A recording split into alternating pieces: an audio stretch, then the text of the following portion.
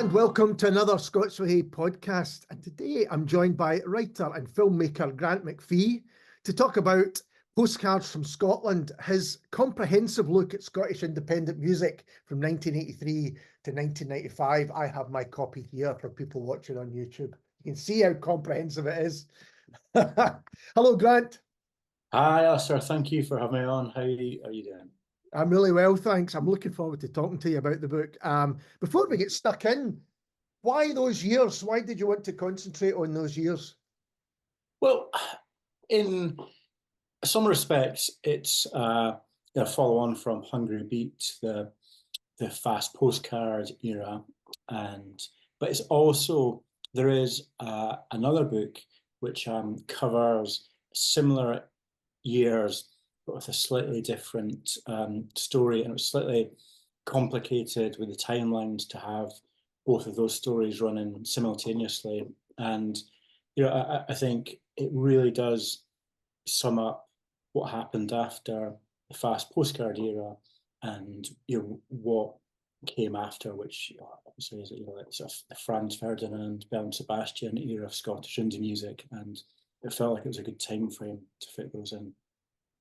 So you don't need to go into the other book too much, but is it almost an alternative history? Yeah, it is. What was quite fascinating, speaking to a lot of people, well, doing the research for it, was the C86 compilation, which in a lot of ways, it's the bad words that the term a lot of people don't like using, sort of understandably, but it's a really interesting record when you actually look at the track list, and on it, I think it's very easy for people to think of it as being, the genre, the sort of like indie, jingly jangly 60s guitar pop, but also it has like another side, which is, far more based on the sort of angular Joseph Kay post-punk era, and the sort of Mackenzies and a lot of those bands. And the second book follows the trajectory of the bands which were influenced by that part of the C86 compilation, and this one is, well, it's not exactly influenced, but would fall into a similar categories as those bands. Some of the bands we discuss eventually ended up on that compilation. Yeah.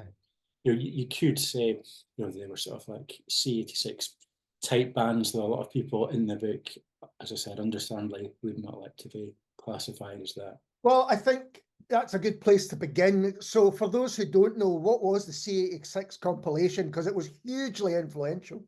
Yeah, it's amazing, really. The NME, throughout the 80s had compilations which they gave away. They're just like tapes you could write off and purchase.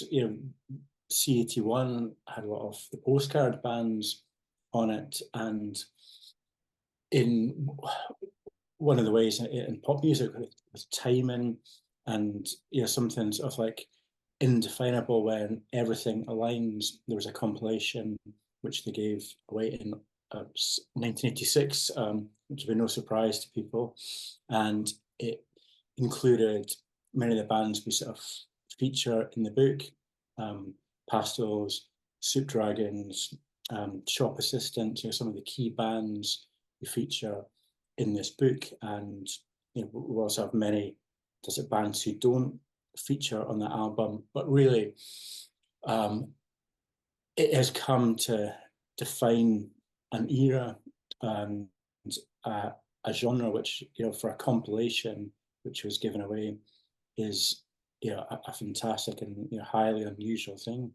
A bit like, I suppose, we could have like, Nuggets era or Nugget style bands, which, the Lenny Kaye compilation, which came out in the early 70s, very few bands can be sort of defined by a compilation. And, whether it's fair to say that the bands are C86 bands, is really what we think of when we talk about a lot of these bands in that period.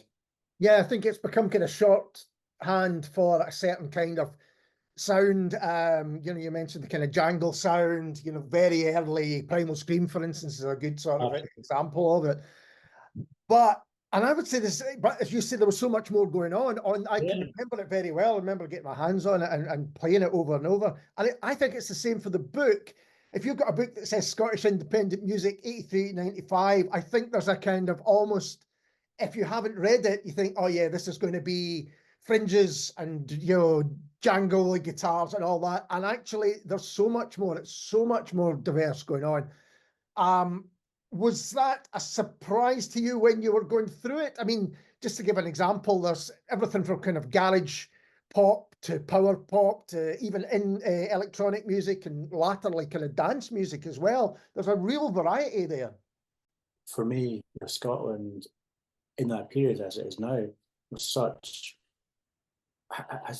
a rich diversity in the music that it created. You know, it's the problem with, like, you know, categorizing and, you know, putting things into genres and boxes, and, you know, I'm absolutely guilty of doing that, and it's something that we have to do when writing or making films. You know, it's just the way that people consume a lot of this music. You know, one band leads to another, and, you know, what I wanted to do with this book is, it was like,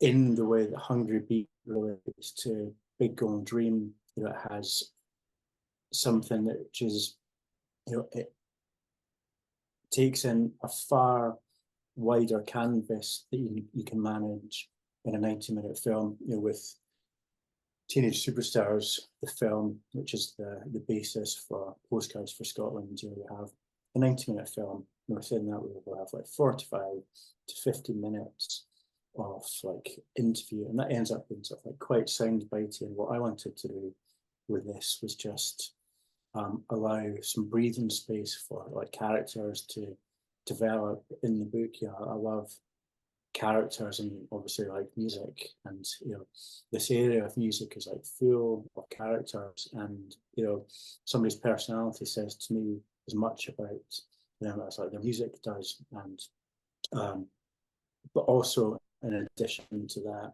there was so much more to explore that we couldn't fit into Teenage Superstars. You know, Teenage Superstars, you know, we could say that it was about like Glasgow bands, although like the shop assistants were included. But, you know, there was such a bigger scope with this book. You have 500 pages to do that, and, you know, from already speaking to these people for Teenage Superstars, you know, I had an idea of what was out there, and bands that you know, wanted to cover, which were certainly trickier to fit into Teenage Superstars. Bands like the Need Tribe are just a fantastically wonderful, diverse band, and, you know, I think one of the greatest bands that Scotland have produced in terms of like their music and its like influence. And, you know, you can never categorize them as like a C86 band.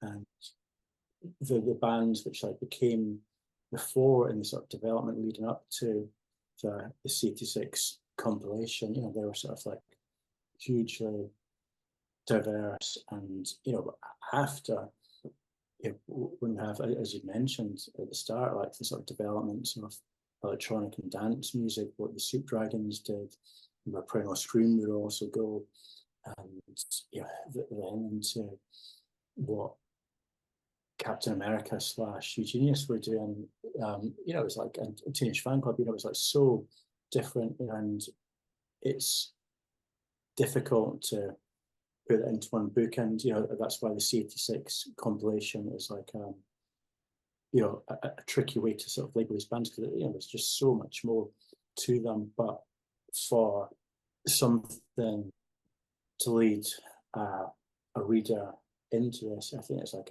as good a starting point as anything.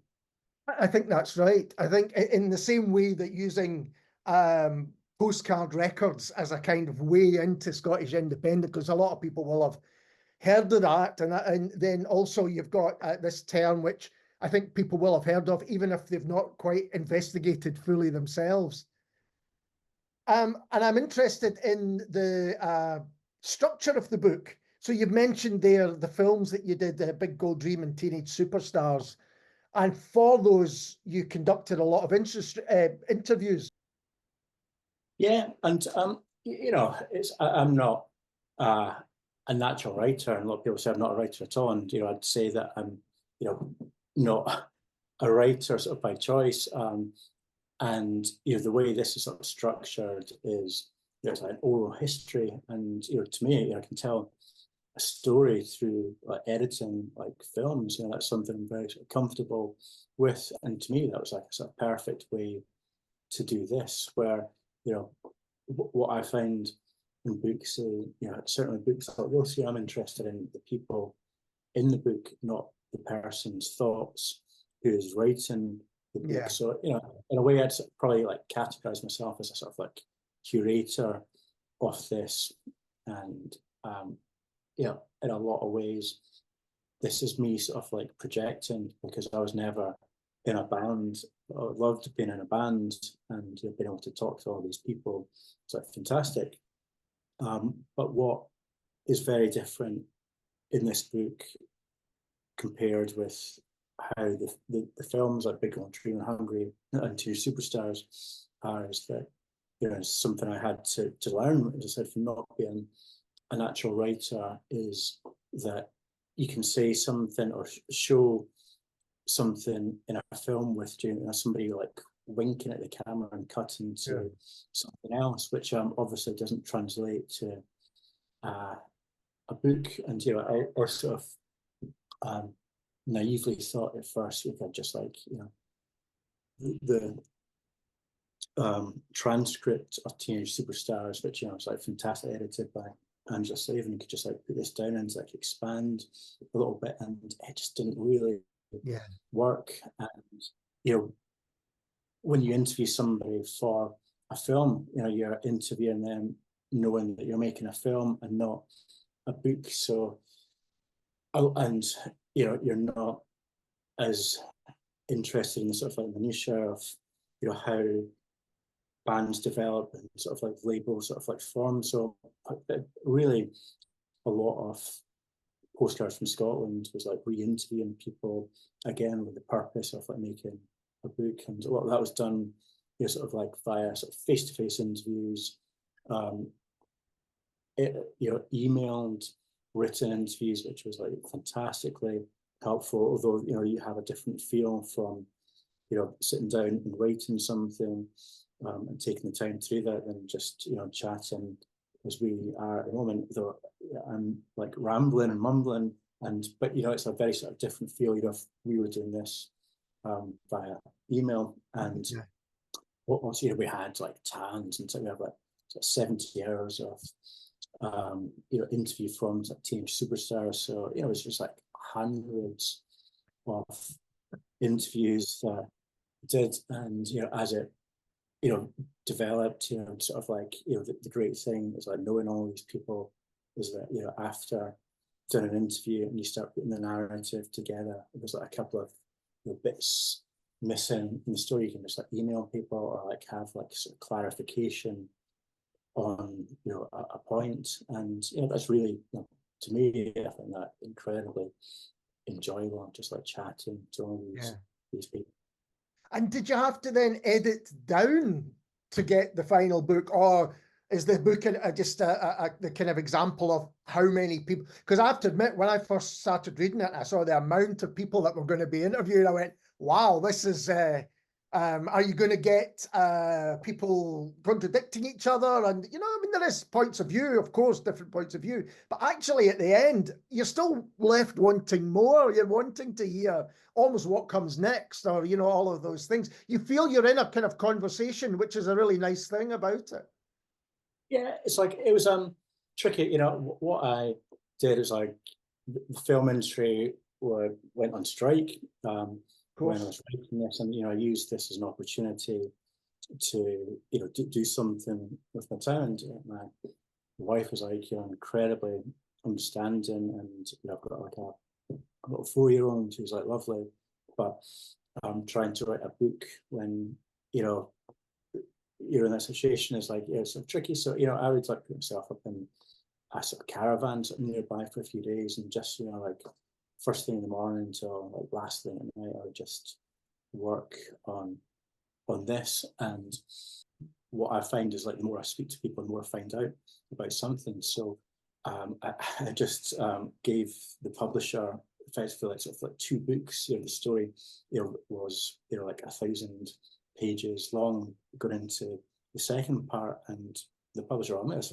they were fantastic. I had managed to sort of like convince them it might be a good idea to tell this in 2 books, and they just left me to it. And that was like, sort of quite remarkable, like fantastic for me.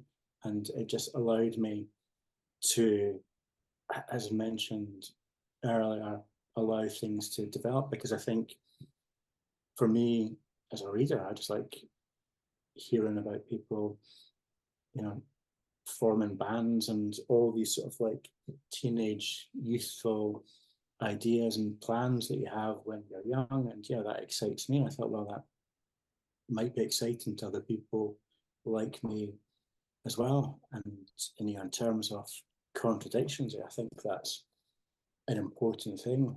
In the introduction, I purposely made clear that it wasn't to be like investigations where, if I was asking somebody something about a specific subject, that after that I would like go and interview all their sort of family members and everybody they know, and sort of get them to like clarify every single point, because everybody's truth is different. And also what I think is very important, it was like a big learning curve for me, is that, well, I'm coming from this as an outsider, and everything's sort of like exciting, and it's like awesome and brilliant to be like 16 and 17 and like forming bands with your friends.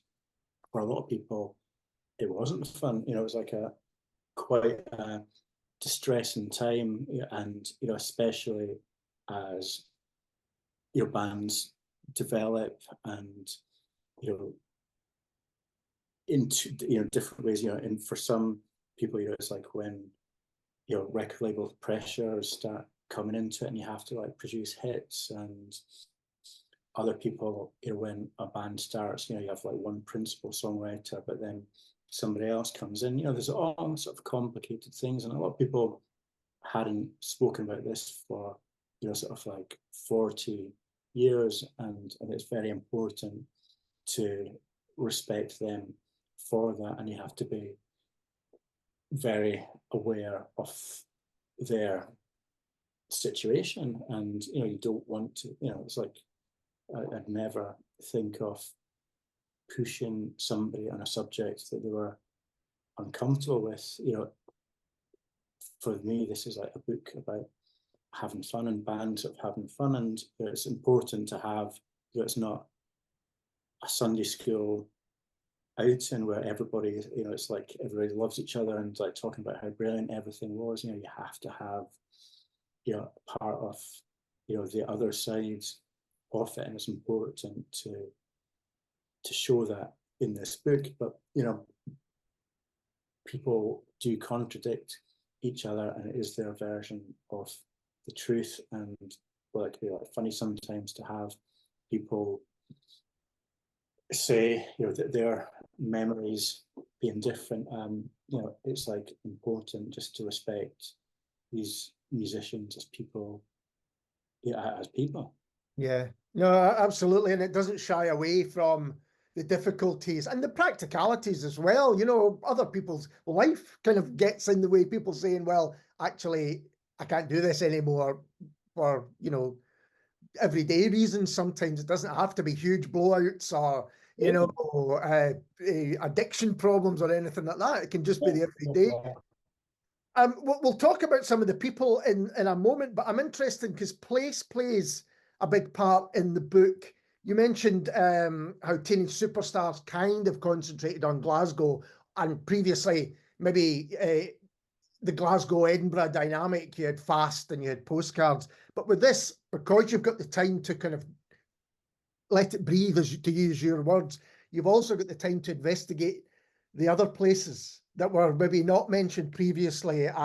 Grangemouth, Greenock, East Kilbride, Perth, you know, and further afield. That's where a lot of the story is told. Yeah, I think it's important to, you know, especially, you know, it's like Scotland as a whole, you know, you have like little sort of like microcosms. You know, it's very easy to see like, you know, the Scottish music scene as like Splash, One, and, you know, those bands, as you mentioned, centred in Glasgow, but, you know, you had this happen everywhere. You know, when we look at the UK as like a bigger picture, you know, London, sort of like the epicenter of the music scene. But I think Scotland being so far removed from that does create different attitudes and, you know, different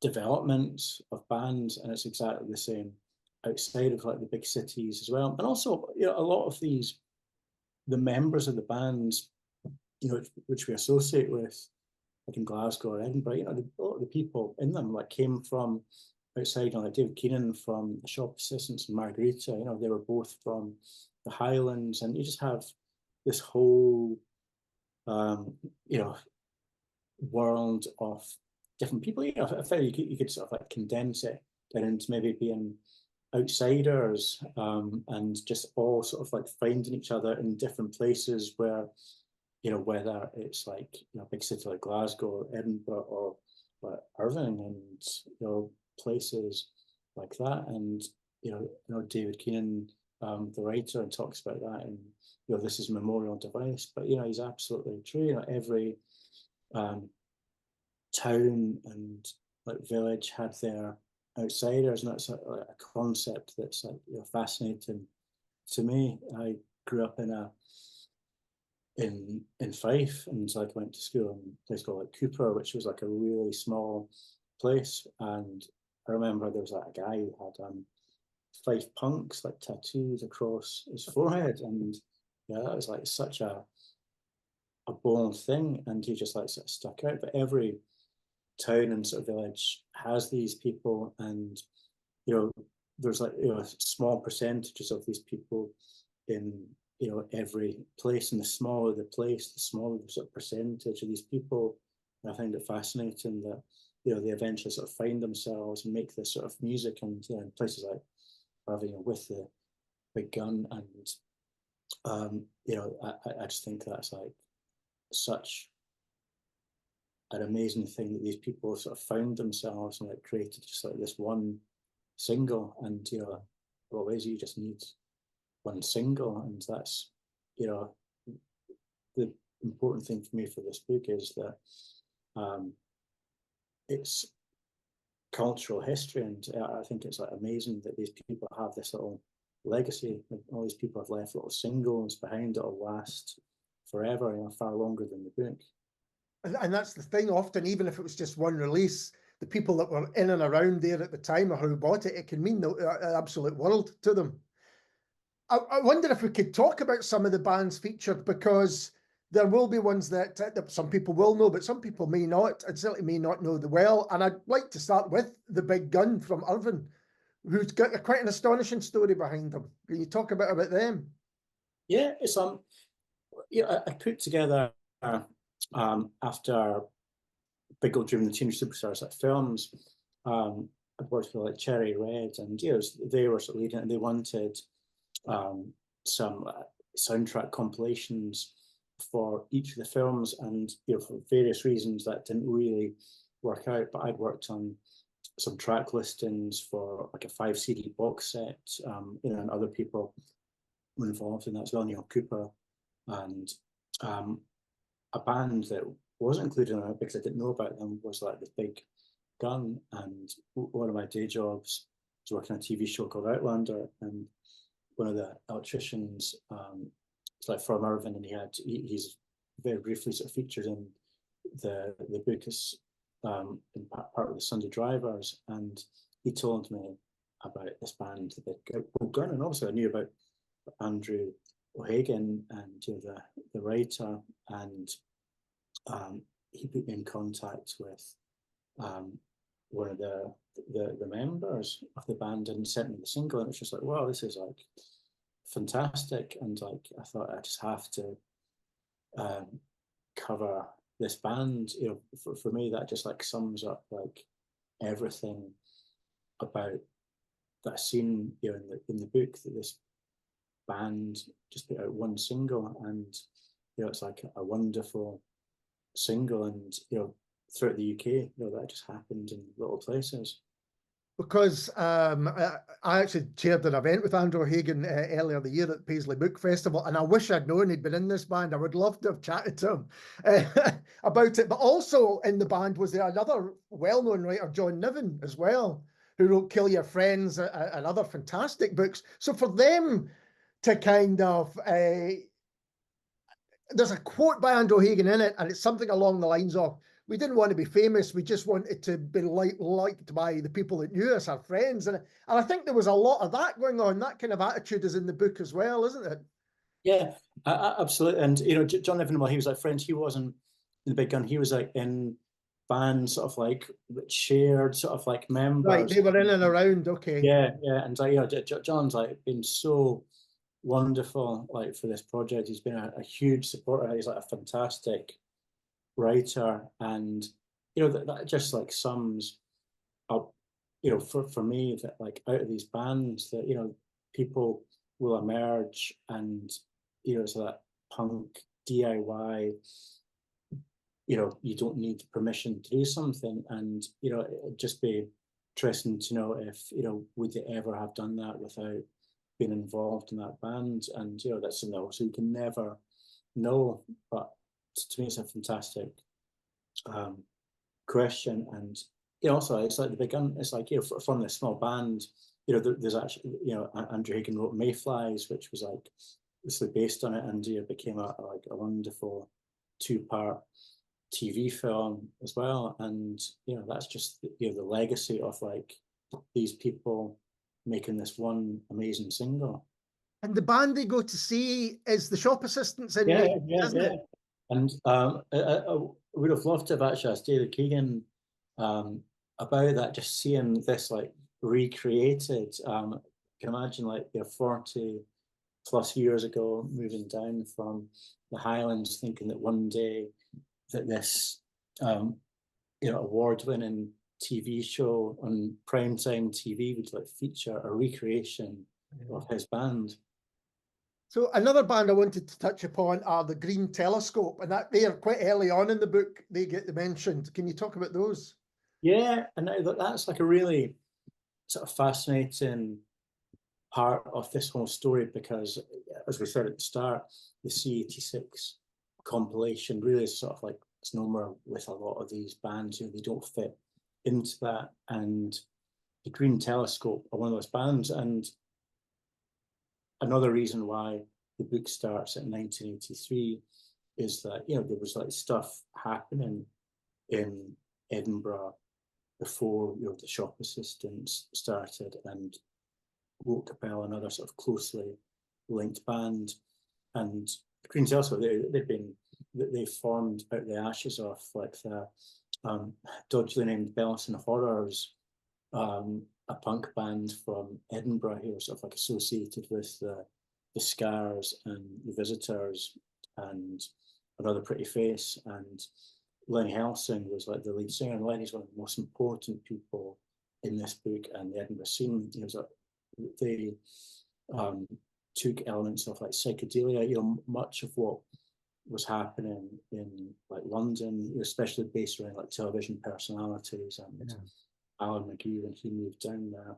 And I think that's another sort of fascinating thing, the whole punk thing, was sort of, year zero, like forgetting everything in the past. But what is as punky to me is like a lot of these bands like did look back at the past, and Angus McPhee, who was involved in the successor band to the Green Telescope, was saying he was like a huge fan of the Cramps, but he didn't realise until looking at the credits on the albums that a lot of what they were doing was like punk music from the 60s, the Nuggets bands. And so in Edinburgh, there was like quite a big, like Nuggets-esque garage scene. And it was something that happened before the Jingly Jangly band associated with C86 happened, and Green Telescope, where one of the sort of primary bands, like for that, Lenny, in a lot of respects, is the person that sort of like instigated all that, and he still does this to this day. And everyone involved, it's just like there's a mind-boggling list of like who is in and out of all these bands and all the sort of, it's like this Pete Frame sort of folk family of all these bands. And it's just like it's amazing. It's like it's just a lot of the band is like, everyone just like swaps instruments and they're a completely different band, or somebody else pops in and like swaps instruments on another band.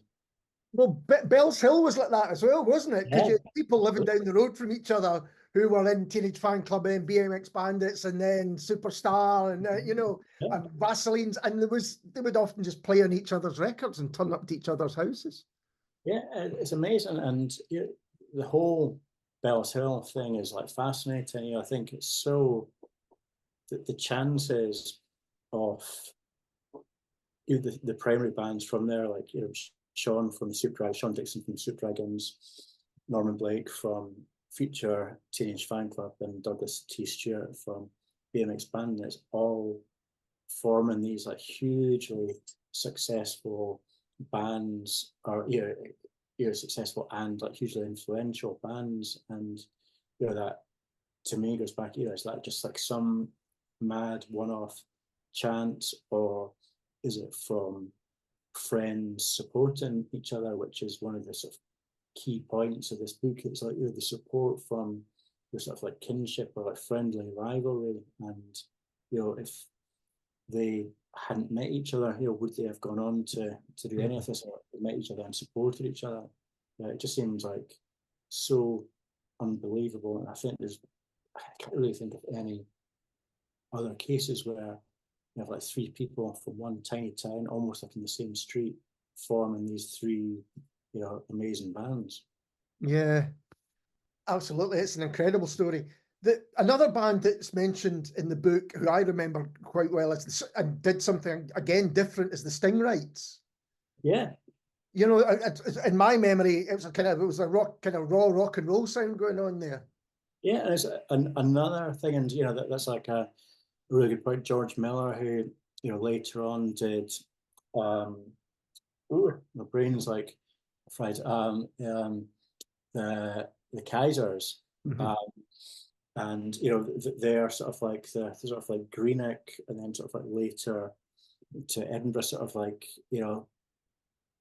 West Coast version of like sort of like Lenny. And as you say, doing the whole sort of like I suppose Hamburg sort of era, sort of like Beatles thing, that sort of like rock and roll, which was like sort of very unusual. And they had a sort of like, the Singers had a sort of like Rosillos-esque sort of like sci-fi sort of twist in that as well. And and that's going back to your question earlier on, it's like it's the richness of Scotland in this period. It's just like so many diverse bands which you just can't label into one sort of category. It's like it's like the book can't possibly cover all the other bands. There's so many other bands which missed as like my email inbox that tells me every day when somebody.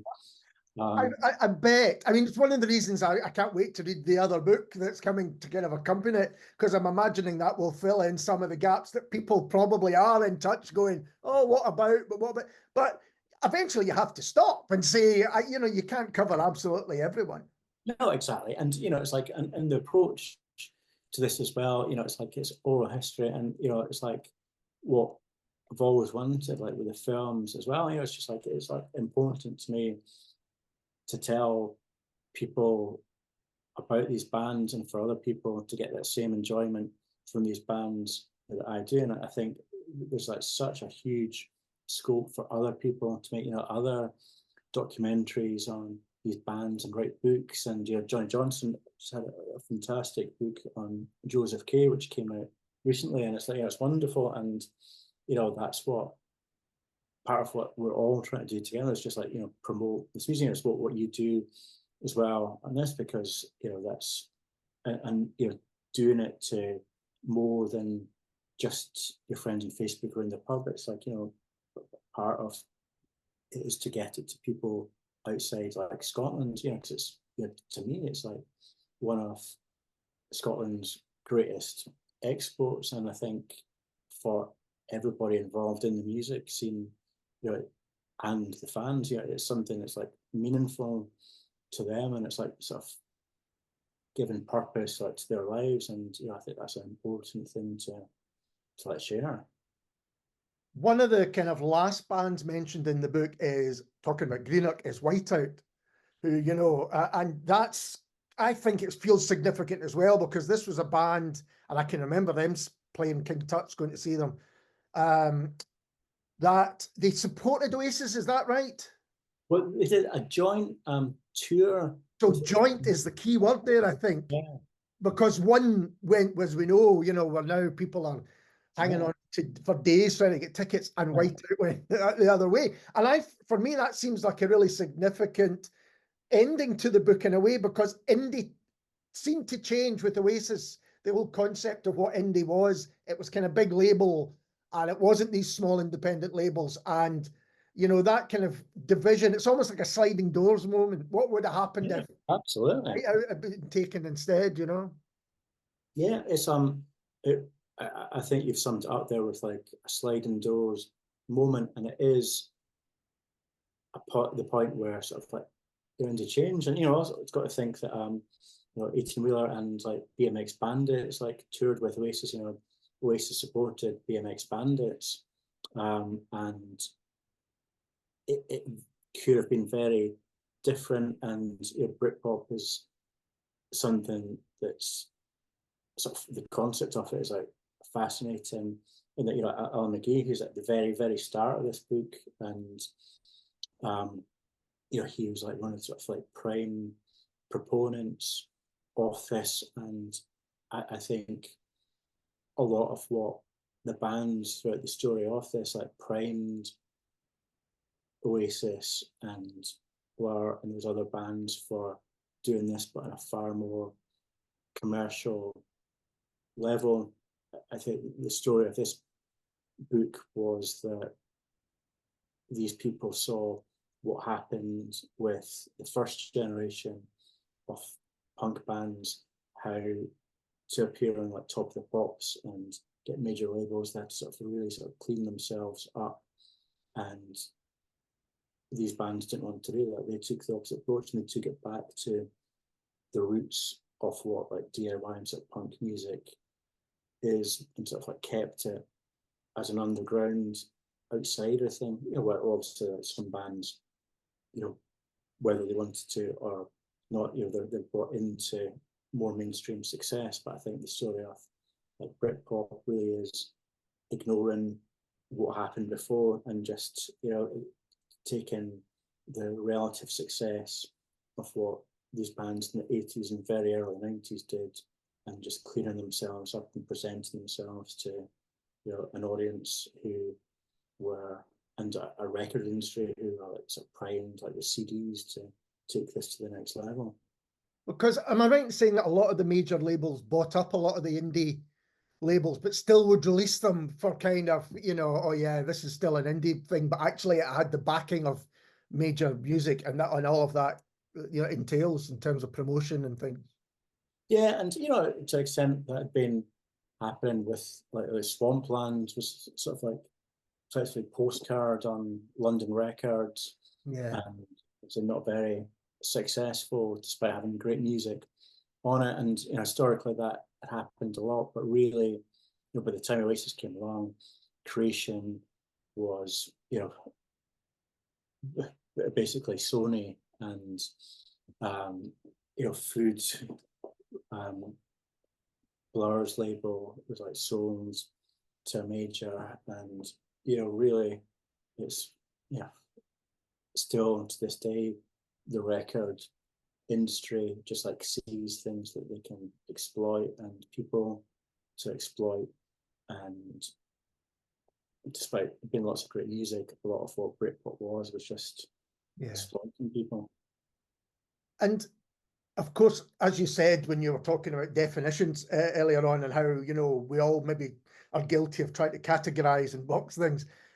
There's a chapter 15 which goes from 1992 to 1997, which I think just proves that there is always a bleeding. And you can't say, well, this stopped at 95 and everything was different. And you've got bands like Thrum and AC Acoustics, who I feel are absolutely central to the story as well. Absolutely, and Thrum and AC Acoustics are like both fantastic bands, and again, they're sort of like AC Acoustics definitely a what if. They should have been a huge band, and like Brian Molko from Placebo, the most famous thing which we know of like about AC Acoustics, to a wider audience, is him wearing an AC Acoustics t-shirt on Top of the Pops, and he obviously saw the quality that they had, and it's maybe sort of like right band at a slightly wrong time. They were just maybe too early for this, but they certainly set the template for a lot of what would come after. And Bad Luck, and it was mentioned earlier, it's like sort of timing and planets aligning are so important to bands, as well as just songs and like good producers and having labels. There's so many bands that that sounds like Usai Yatsvira, and another great example of that. Absolutely. And what's striking, actually, as you read on, is how many of the people interviewed are still making music or are involved in the arts in some other ways, whether they are journalists or filmmakers or artists, whatever it may be. That there was a real movement that came from that independent scene, which is continuing today. Yeah, absolutely. And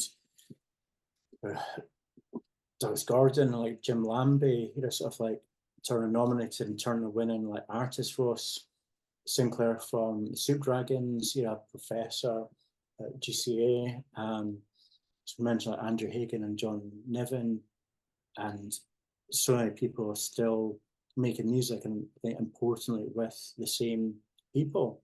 I think that's like a testament to these characters which we sort of discuss in the film. It's like their whole adult life has been spent mostly just working with the same people and still creating fantastic music. To me, one of the things that makes me really happy is like the latest BMX Bandits album is probably the best album that they've done. And yeah, I would agree. That's 40 years later, and just shows that while Douglas hasn't had that same level of like commercial success that maybe Teenage Fan Club had and the Soup Dragons did, but they've still managed to create like worthy, important and relevant music. And likewise like Sean Dixon as well, the album he's maybe doing Clement is like, it's like wonderful. The last two albums he did, they're all still making great music, and that's amazing. Yeah, it's true. And you've got Joe McAlinden releasing music as well, and your Future Pilot AK, and a lot of the people that are in the book are still, and of course what Keeping Bent and Douglas Macintyre, who we spoke to. It is fantastic. And there are still labels, I was thinking this as well, labels in Scotland which certainly are recognisable to me as true independent labels, that are still doing something quite similar to some of the labels in the book. No, completely. It's not been for a couple of years, mostly due to like work and COVID, but the Freakender Festival, which is annually, it's just you just look at the tape-based labels, which are coming out, and I think just one of the most wonderful bands, not just like now, like kind of like from Scotland, is like the Chords, who are like two and from Greenock, and they're just like producing music in the spirit of the music in the book, but with their own thing on it. And this music it's just something about Scotland and independent and post-punk music that just seems to forever sort of like generate, and we're trying to keep the spirit of pop music alive, but in its own unique Scottish way. Yeah, I think that's right. Absolutely. And we've spoken about the other book. Do you have a timeline for that coming out? Do you know when? It's already like done, and it's just like sitting there, but the realities of it coming out are like down to there just has to be I'd happily just like keep on like putting them out, but I have to be sometimes take the advice of like publishers, and when they think there's like enough space between sort of like different books for that. So I was hoping it would be out, if it's down to me, it would just be out tomorrow, but I think it might be next year or sort of later than that. It's all down to them. So I've just Is Postcard from Scotland coming out in paperback first? Is that a yeah, plan? it is. Yeah, it should be. That should be next year, and it just gives me a little bit of time to sort of like revisit a couple of like tweaks and sort of errors in it. And what about films? Have you got any more of those planned? Yeah, it's the problem is it's like less so much sort of like making them. It's sort of like outlets and like allowing sort of time between them. My next sort of like film project is like 3 films on Liverpool, on their sort of like contemporary scenes to Hungry Beat, and something which came before, sort of film called like The Pool of Life, which is about a man called Peter O'Halloran, who is the sort of like instigator of pretty much everything that sort of happened after like Eric's Club, and which was like sort of sort of like born like at Zoo Records, and like bands like sort of like Wah and all those bands. So I've got like 3 films about that, which I just like speaking to people involved with music and arts, and if I can make sort of films and books around that, that'll keep me happy. So we've got one of them sort of like complete, and there'll be sort of like book sort of tie-ins with those as well. Well, that sounds absolutely brilliant. I'm fascinated by that period of Liverpool's music scene. I just think it was so thriving, and again seemed to be slightly separated from what else was going on. There was a real kind of psychedelic tinge to nearly everything that was going on through Liverpool. So that will be brilliant to see. Grant, thank you so much for taking the time to talk to me. I really appreciate it. I absolutely loved Postcards from Scotland, and I already can't wait to read the next one. Oh, thank you so much, Arthur. Really appreciate having me on. And we'll be back soon with someone completely different. Cheers.